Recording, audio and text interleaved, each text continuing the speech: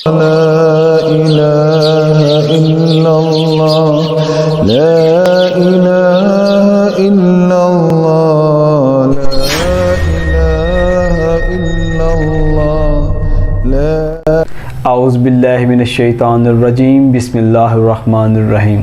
کروڑوں درود اور سلام آپ صلی اللہ علیہ وآلہ وسلم اور آپ صلی اللہ علیہ وآلہ وسلم کی آل پر۔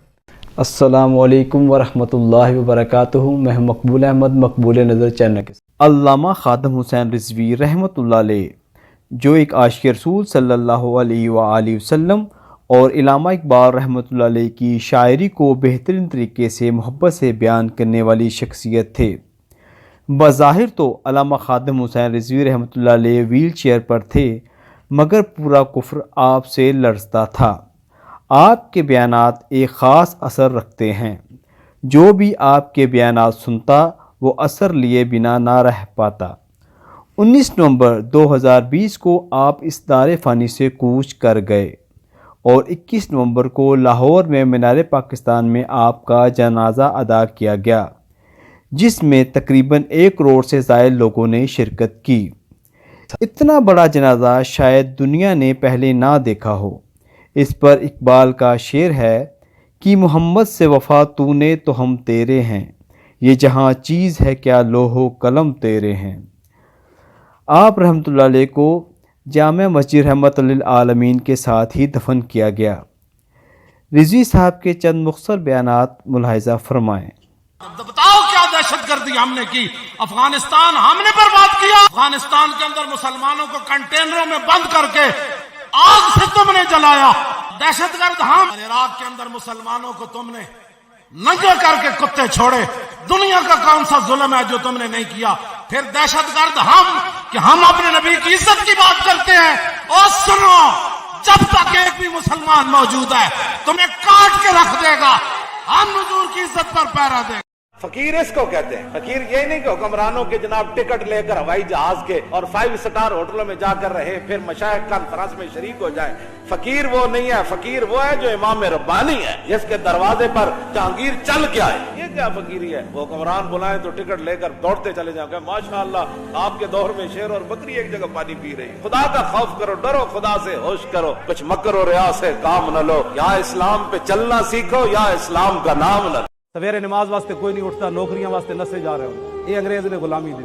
نماز واسطے مجالے اٹھن نہ کوئی ٹائم ہی کوئی نہیں ہون گے تے دھوتی اور تے کرتا اور جی ترکے کپڑے نہ نماز پڑھنا آ جان گے۔ تے جدوں دفتر جانا ہویا تو جناب بوٹ پالش جناب تے کہا جا رہا ہے سر سارا دن یہ ایک سجدہ جسے تو گراں سمجھتا ہے 1000 سجدوں سے آدمی کو دیتا ہے نجات۔ او دے سامنے سر نہ جھکایا تے 8 گھنٹے سر کر دیا پھر گھر آ گیا۔ اتنی عاجزی کدی تینوں رب دے سامنے ہی پیدا۔ دل میں عشق محمد نہیں ہے اگر کلمہ سننے سنانے سے کیا فائدہ، قلب میں شوق طیبہ نہیں ہے اگر مکے میں آنے جانے سے کیا فائدہ۔ خشک سجدے کیے خوب ماتھا گھسا اور پیشانی پہ داغ سجدہ بنا، قلب داغ محبت سے خالی رہا، یوں ہی ماتھا گھسانے سے کیا فائدہ۔ آج دین کیوں نہیں تخت پر آ رہا؟ جس سے بات کرو وہ گھر کے لیے تو بڑا مخلص ہے، لیکن جب دین کی بات آئے تو کہتا ہے میرے پاس ٹائم ہی نہیں۔ میں آپ کے لیے دعا گو ہوں۔ بھائی دعا گو جن کا ہم کام کر رہے ہیں نا وہ دعا ہمارے لیے فرماتے ہیں۔ ہم نے تیرے لیے دعا کی درخواست نہیں کی، تو دعائیں کرتا رہے لیکن عملاً آنا میدان میں کام کر دین کا۔ ہاں جی، وہ تو آپ ہر بندے کا کام ہے کہ آپ جس طرح اپنے گھر کے ساتھ حساس ہیں نا، اپنے بچوں کے لیے حساس ہیں، دین کے لیے ایسے حساس بن جائے۔